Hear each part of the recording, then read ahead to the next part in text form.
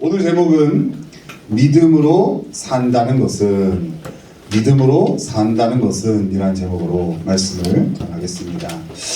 여러분, 우리가 믿음 참 많이 듣고 많이 쓰는 말인데 믿음으로 산다는 것이 무엇입니까?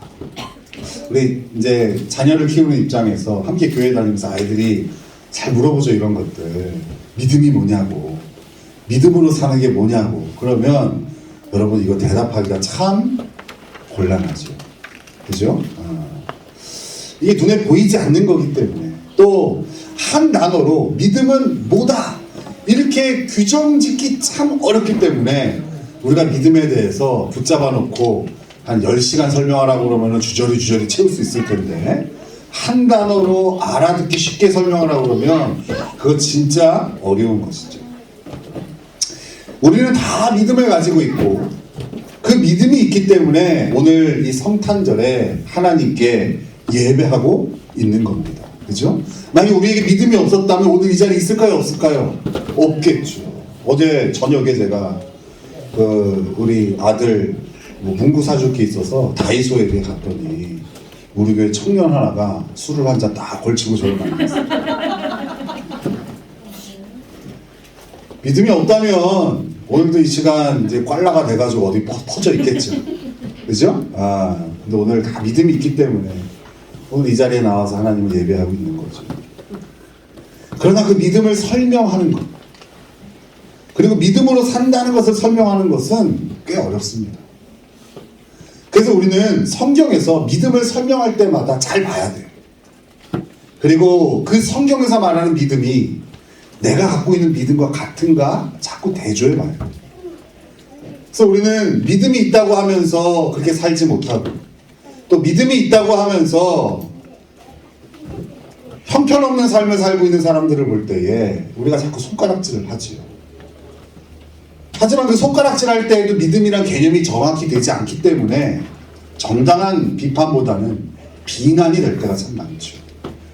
그래서 오늘 우리는요, 성경의 한 여인의 믿음을 볼 겁니다. 이 여인의 믿음을 통해서 오늘 이 질문, 믿음이 무엇인지, 그리고 믿음으로 산다는 것이 무엇인지를 한번 알아보고자 합니다. 여러분, 오늘 본문은요, 그 유명한 수태고지 이야기입니다. 수태고지. 즉 하나님의 천사인 가브리엘이 마리아라는 여인에게 그녀가 곧 메시아이신 예수님을 잉태하게 될 것이라는 메시지를 전한 이야기입니다. 그래서 여러분, 이스라엘에 가보면요, 이 수태고지, 그 천사가 마리아에게 예수님을 잉태하게 될 거라는 소식을 전한 그것을 기념하여 교회를 지어놨어요. 나사렛에 가보면. 우리 한번 그 메시지를 한번 같이 보겠습니다. 누가복음 1장 31절에서 33절이에요. 같이 읽겠습니다. 누가복음 1장 31절에서 33절. 시작. 보라, 내가 잉태하여 아들을 낳으리니 그 이름은 예수라 하리라.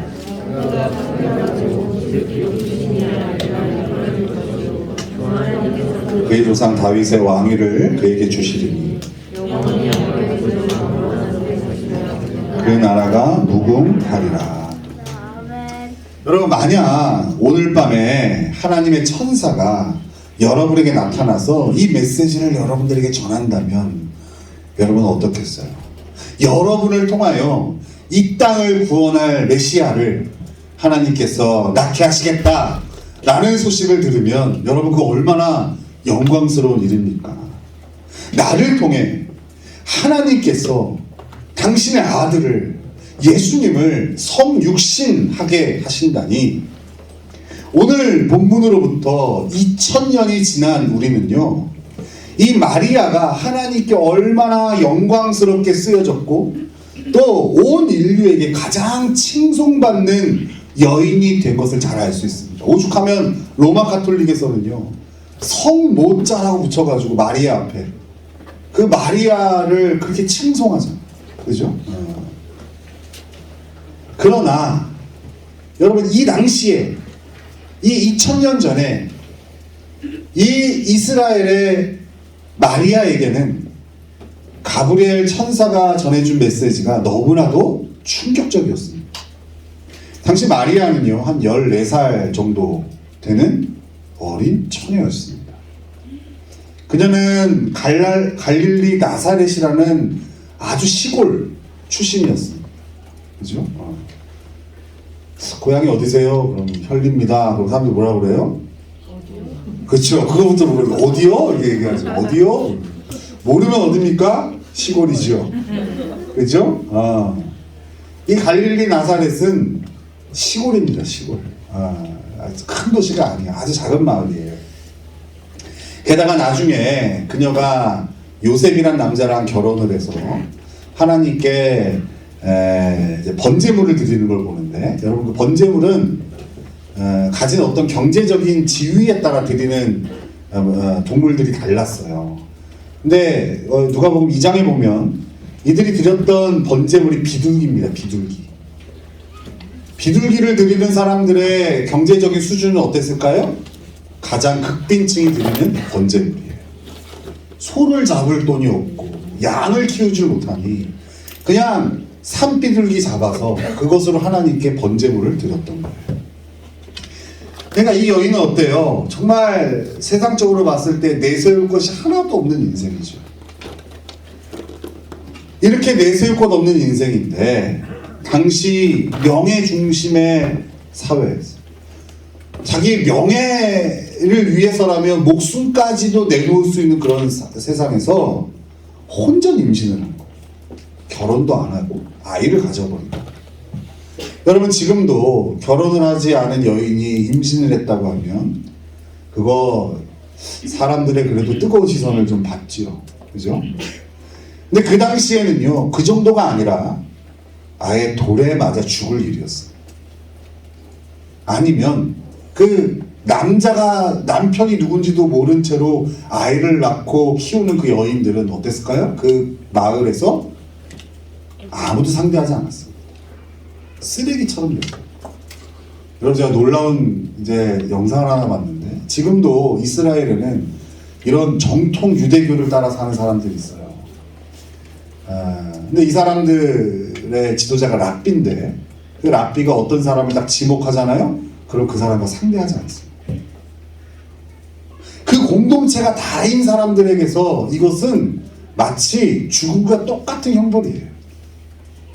이 마리아가 이 가브리엘 천사가 전해준 메시지로 인하여 지금 가뜩이나 힘들어 죽겠는데 완전히 인생이 지금 무너지는 경험을 하고 있는 거예요. 반갑겠습니까? 반가운 소식이 아니죠. 오히려 그녀를 더 공경에 빠뜨리는 소식이었던 거예요. 오늘 본문에서도 그 당혹스러워하는 마리아의 반응이 잘 나타납니다. 우리 29절을 같이 읽겠습니다. 29절 시작. 처녀가 그 말을 듣고 놀라 이런 인사가 어찌함인가 생각하매. 자, 오늘 이제 중요한 단어가 이 생각하매예요. 생각하매. 이게 원어를 우리말로 번역을 하면서 그 안에 있는 속뜻과 뉘앙스까지 다 갖고 오지는 못해요. 그래서 우리가 생각하는 그 생각하매와 이 본문에서 사용되어지는 그 의미는 좀 다릅니다. 헬라어로 이 생각하면은 데올로기스티코라는 단어예요. 데올로기스티코. 이거는 어떤 의미가 있냐면 열심히 추론했다는 거, 이해하려 애썼다는 거. 예를 들어서 이런 거랑 달라요. 어떤 사람이 어떤 얘기를 했어요. 근데 그 얘기가 내가 납득하지 못하겠어. 나를 공격하거나 나를 공경에 빠뜨리는 이야기를 했단 말이에요. 그런데 그것에 대해서 이렇게 생각하는 거예요. 저 사람이 나한테 그럴 리가 없어. 저 사람 내가 기분 나쁘라고 이렇게 얘기한 거 아닐 거야. 이렇게 이해하려고 애쓰면서 추론하는 게 데올로기스티코예요. 여러분이 하는 건 데올로기스티코다. 그죠? 아이고 오늘 참 얼굴이 밝으시네요. 그럼 살쪘다는 얘기인가? 이렇게 들으시잖아요. 이러면 데올로기스티코가 아니에요. 이 마리아는 납득할 수 없는 그 가브리엘 천사의 메시지를 들었을 때는 납득이 안 돼요. 받아들이기가 어려워요.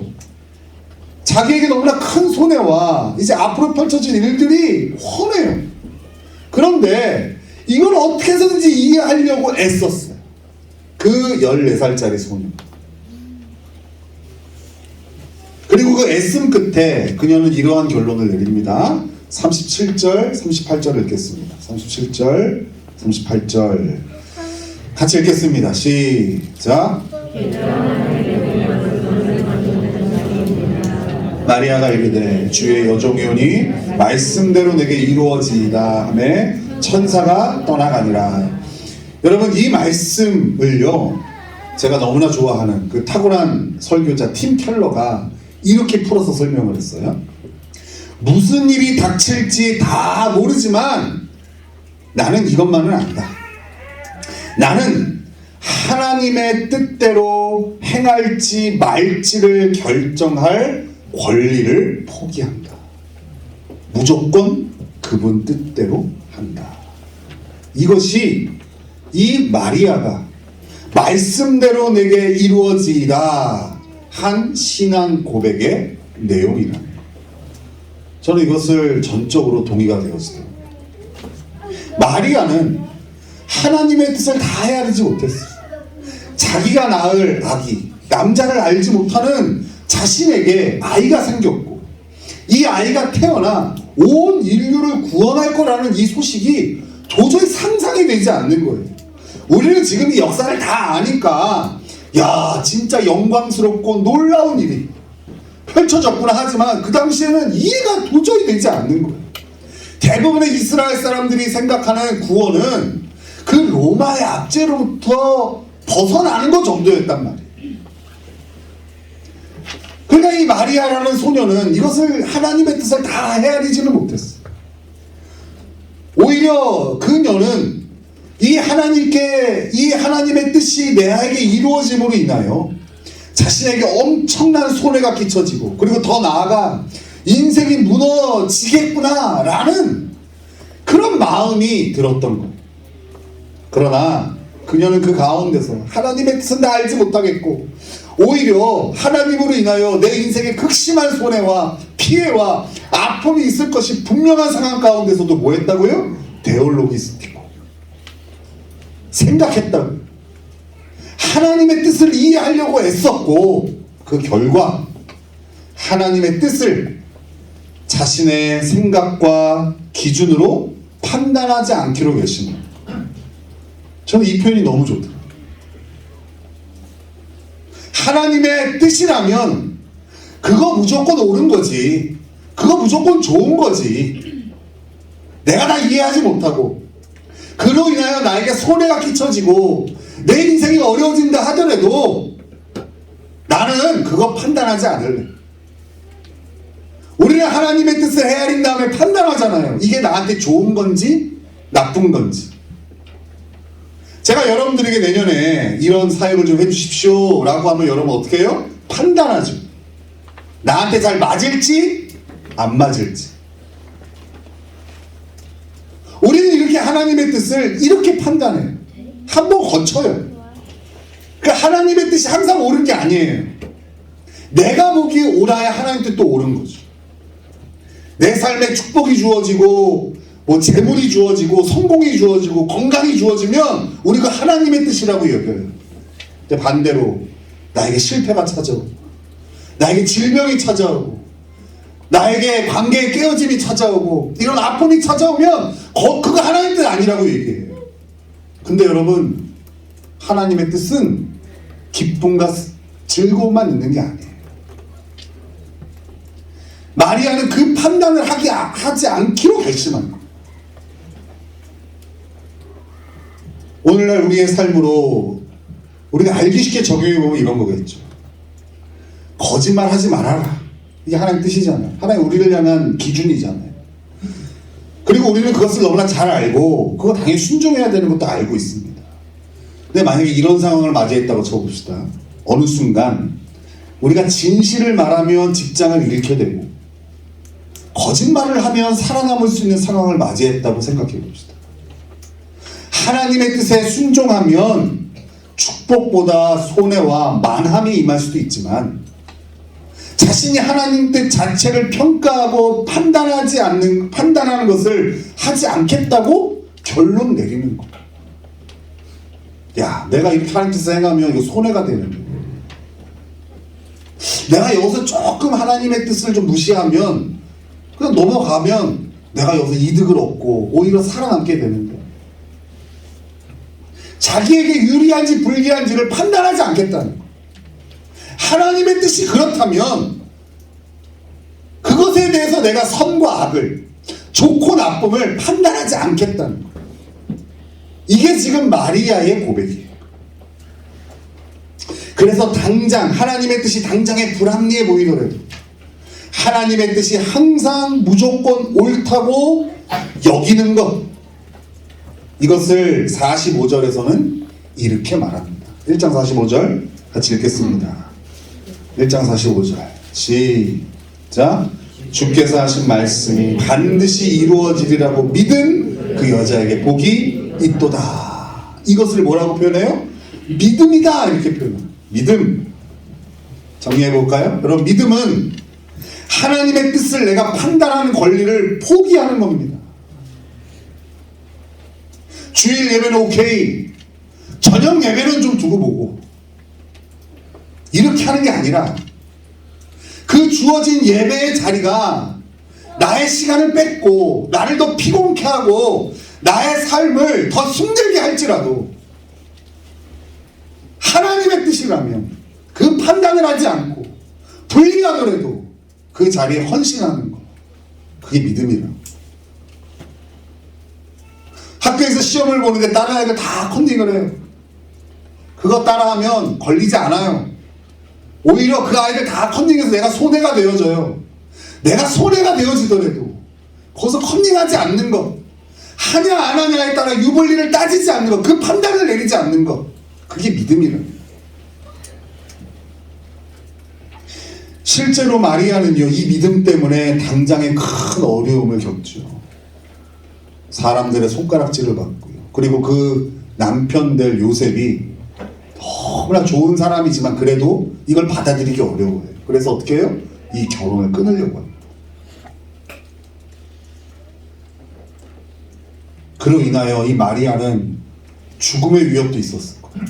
결혼하지도 않은 여인 배가 불렀고, 그리고 이 당시에도 여러분 계산을 다 했다. 우리도 그러잖아요. 연예인 결혼하면 애가 졌다 기사 나면은 세보잖아요, 사람들이.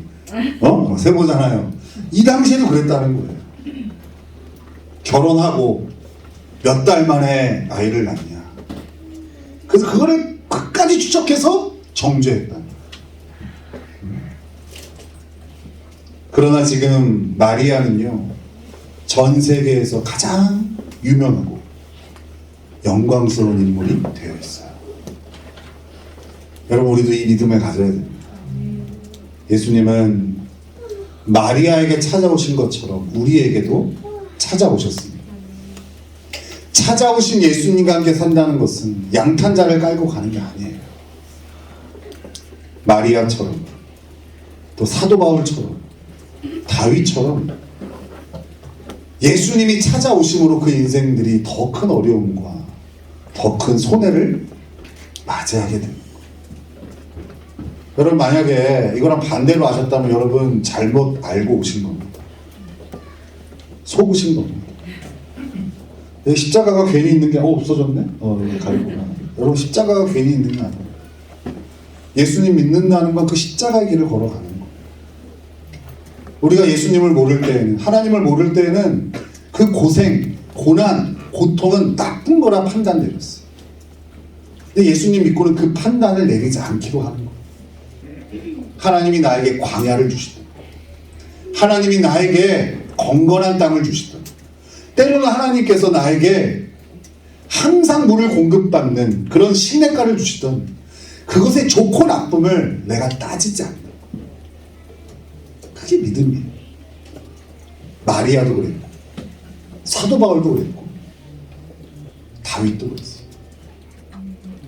여러분, 그렇다면 우리는 믿음이 있는 겁니까? 당장은 예배만 하더라도 나의 이해가 걸리고 나의 급한 상황에 걸리면 언제든지 우리는 이 예배를 양보하잖아. 우리가 이 세상에서 하나님 나라의 가치관도 언제든지 나한테 그것이 손해가 되고 피해가 되어지면 언제든지 버리잖아요. 상황과 환경에 따라서 하나님의 뜻을 재잖아요. 그리고 기준은 하나님이 아니라 자신이잖아요.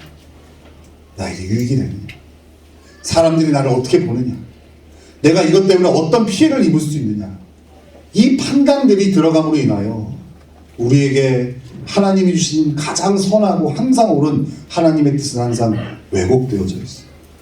그 왜곡된 하나님의 뜻을 믿는다고 하는 사람들로 인하여 한국교회가 욕을 먹고 또 세상 사람들이 예수님을 조롱하는 거예요. 우리는 이 잘 되면 좋은 것이고 안 되면 나쁜 것이라는 우리의 기준을 내려놔야 됩니다. 그게 믿음입니다. 하나님의 뜻이라 예수님과 함께라면 그 어떤 것도 선하고 좋은 것이라는 사실을 받아들여야 돼요. 저는 그 축복을 이 교회 안에서 누려요. 사실 제가 완벽하다고 얘기할 수는 없지만 적어도 제가 목회를 하면서 누리는 큰 축복은 여기 앉아 계신 여러분들 하나님이 주셨다라고 믿는, 내가 하나님 안에 있지 않았다면 절대 만날 수 없는 인생들, 그렇게 하나님이 주신 인생이니까 적어도 교회 안에서는 제가 그 판단을 내리지 않아요. 이 사람 좋은 사람인지 나쁜 사람인지, 이 사람 사귈 만한 사람인지 상종해서는 안 될 사람인지. 여러분, 이 판단을 제가 유보하고 이 판단을 하지 않기로 결심했더니요, 저는 이 교회 공동체에서 관계를 통한 축복을 제일 크게 누리는 사람이 되었어요. 밖에서도 그랬으면 좋겠는데 밖에서는 잘 안 되더라고요. 어느 가게 갔는데 이렇게 음료 같은 거 서비스로 주면 여기는 좋은 사장이고 또 음식을 맛없게 해놓으면 여기는 별로인 사장이고, 밖에서는 잘 안 되는데 적어도 교회 안에서는 하나님이 주신 가장 좋은 사람으로 여러분들을 보니까 용납하지 못할 것도 없고 이해하지 못할 것도 없고, 그러다 보니 뭐 당장엔 좀 억울한 일을 당할 수도 있고 손해가 될 수도 있겠지만 결국에 내 인생을 통틀었어. 저는 이렇게 자신 있게 얘기할 수 있어요. 이 교회에서 가장 큰 복을 받은 날, 이게 믿음입니다. 믿음으로 사는 것은 그렇게 내가 더 이상 하나님의 뜻을 평가하고 하나님의 뜻을 판단하겠다라는 그 모든 결단을 내려놓는 거예요. 이렇게 하나님의 뜻을 내가 더 이상 판단하지 않고 항상 옳고 선한 것임을 인정할 때, 줄여서 믿음을 가질 때 우리는 비로소 순종의 열매를 맺을 수 있게 되는 거예요. 아무리 말씀을 들어도 왜 순종을 못할까? 자꾸 판단합니다. 이게 좋은 걸까? 나쁜 걸까? 나 이거 못하는데 왜 자꾸 시키지? 나는 사람과 형편이 안 되는데 왜 자꾸 이거를 하나님 요구하시지? 그렇게 말고 생각하는 거예요. 하나님 다 뜻이 있으시겠지. 하나님 이걸 통하여 나에게 원하시는 것이 있으시겠지. 다 헤아리지 못하도 그렇게 하나님의 뜻이 항상 옳다고 여길 때 우리는 순종할 수 있어요. 다가오는 2023년에는 우리 그렇게 순종의 열매를 한번 맺어봅시다. 수많은 말씀을 들어도 순종의 열매 하나 맺지 못하는 그런 수십 년의 신앙생활을 이제 청산하시고 항상 하나님의 뜻을 옳은 것으로 여기고 나에게 손해가 되고 내 상황이 그렇게 되지 않는다 할지라도 하나님의 뜻이라면 무조건 순종하겠다고 마음 먹는 그 영광스러운 그리스도입니다. 그로 인하여 하나님이 주시는 놀라운 축복을 받아 누리는 우리 강복교회 성도들 되시기를 예수님의 이름으로 축원합니다. 아멘. 우리 다 같이